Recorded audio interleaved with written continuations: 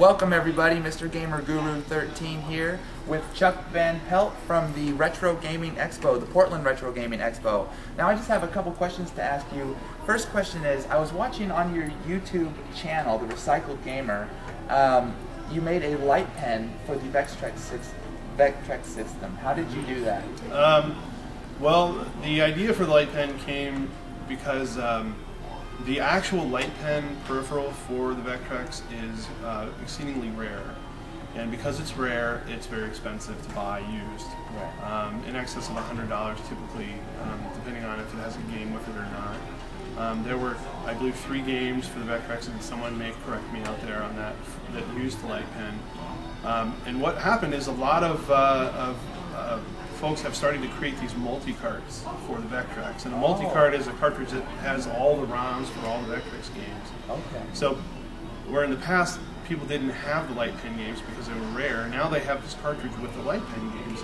And so if they want to try them out, they would have had to buy the $100 plus light pen accessory. Wow.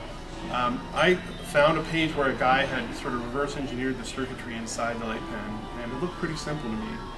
And so he had some plans in there for how to use a marker to make it, and some schematics. And so I went ahead and tried to find all the parts to make it and build one myself on what's called a breadboard. Yeah. And it turns out that what makes the light pen work is a photo transistor at the end that receives the light from the screen. Wow. And that part is apparently not manufactured anymore. And so I ended up doing all this research, and I found all these other people trying to make light pens, and they all said, you know, I found every part except for this photo transistor, and the only place I could find it was at this old surplus place, and they wanted like $8 or $10 per unit. And so I was like, you know, that's just not going to work, because, you know, it would be, the cost of goods would be too high for that thing. So I ended up doing some more research, and I found out the specs on that part. And again, I have no formal electronics training. I'm just like this is amazing. A guy. I just you know, I read a lot, and I'm looking at the specs on this part, and so I went to this electronics catalog, and I found one that I thought was close. And I ordered 10 of them. And so I wired this circuit up on a breadboard, and stuck that photo transistor in there, and wired it up, and plugged it into the Vectrex. And the first time I held up the screen, it worked. You're kidding. And it blew me away. I was like, I cannot believe this worked.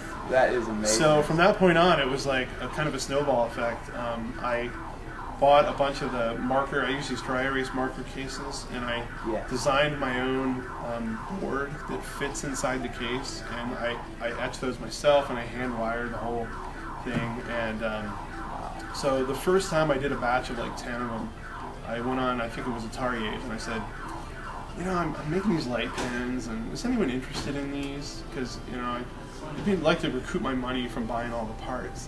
And within a couple hours, every one of them was sold. Like, people were emailing me saying, yes, I want one of these. Wow. And I keep the price really reasonable, because it doesn't really cost me much to make them. And when you make a lot of them, it kind of goes quickly. You can do it like an assembly line process. So it's one of the things that I make that I feel the best about, because I'm actually allowing people to play a game that they would probably never be able to get to play unless they came to a show like ours, where somebody had a light pen on display. Because, you know, people want to play a light pen game, but even collectors, it's hard to say, you know, I'm going to spend $100 on a light pen so I can play 2 games. Right, exactly. So you're making it more affordable for the. That's absolutely amazing. Now, and you learned all of this by yourself.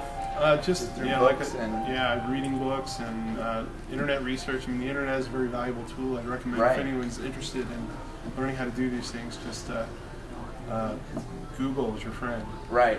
And I also noticed at your booth, your prices are also very reasonable on your games and your systems. I don't know if they are or not. Yeah, they are. Trust me. So I just wanted to put that out there. That, you know, be what I think I would want to pay. And exactly. Well, just kind of the gamer's mindset on what you would pay for as a collector. So I also just want to let you plug kind of your website and your YouTube site and how people can get a hold of you for these pens. Sure. My website is recycledgamer.com, and it is pretty sparse at this point. I don't have a lot of time to maintain it, so it's just a way to contact me. I do have a YouTube channel. I haven't posted a video in a while because there's a lot of work that goes into putting this Retro Gaming Expo on.